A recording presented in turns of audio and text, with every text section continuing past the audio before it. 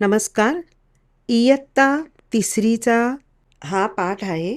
या पाठामध्ये प्रश्नचिन्हांची ओळख दिलेली आहे.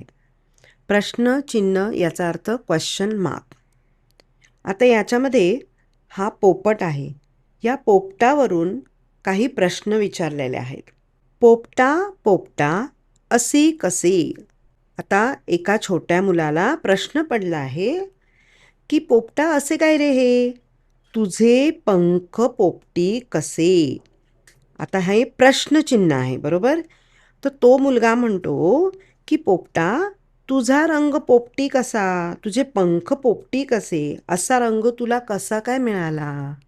पोपटा पोपटा खातोस काय? तुला खायला काय आवडतं रे? हिरवी मिरची, आणखी काय?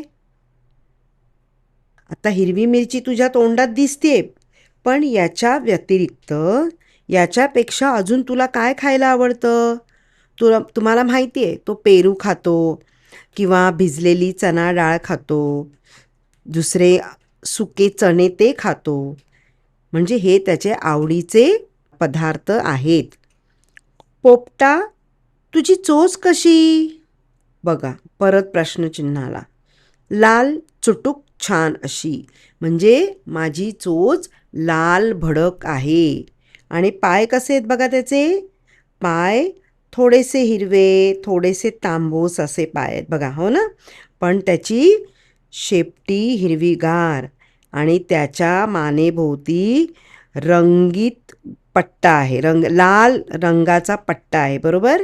म्हणजे लाल रंगाचा पट्टा म्हणजे पोपट, आपल्याला लगेच समजतं. आणि पोपटाची चोच अगदी लाल लाल भडक असते. त्यामुळे पोपट आपल्याला नक्की समजतो की पोपटाचा रंग कसा आहे? पोपटी. म्हणजे या वाक्यातून आपल्याला प्रश्नचिन्हांची ओळख कशी हे सांगितलेलं आहे, बरोबर? पुन्हा एकदा वाचते. पोपटा पोपटा असे कसे? तुझे पंख पोपटी कसे? हा जो पोपटाचा रंग आहे की नाही, हा देवानेच दिलेला आहे, स्वतःहून मागितला नाही त्याने. देवानेच त्याला तो रंग दिलेला आहे, कारण तो रंग त्याच्या पूर्ण शरीराला, त्याच्या चेहऱ्याला छान शोभून दिसतोय. पोपटा पोपटा खातोस काय रे? हिरवी मिरची, आणखी काय? आता तो मिरची पण खातो आणि पेरू, भिजलेली चणा डाळ, केळं ते पण खातो. पोपटा तुझी चोच कशी? लाल चुटूक छान अशी. लाल चुटूक अगदी सुंदर रंग, लाल भडक बघा. आणि लाल भडक तशी त्याची चोच आहे. आता हे जे चिन्ह आहे याला म्हणतात प्रश्न. म्हणजे जेव्हा तुम्हाला एखाद्याला काहीतरी विचारायचं असेल तर त्या वाक्याच्या शेवटी प्रश्नचिन्ह असावे लागते, तरच तो तुमचा प्रश्न आहे असे समजले जाते.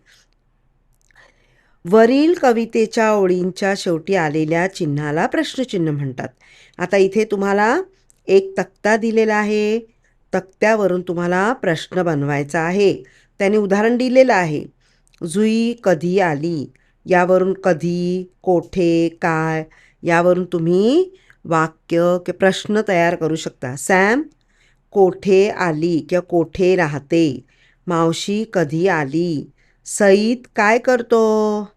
जुई कुठे राहते? सॅम कधी आली? अशा प्रकारे प्रश्न करून शेवटी प्रश्नचिन्ह द्यायचं आहे.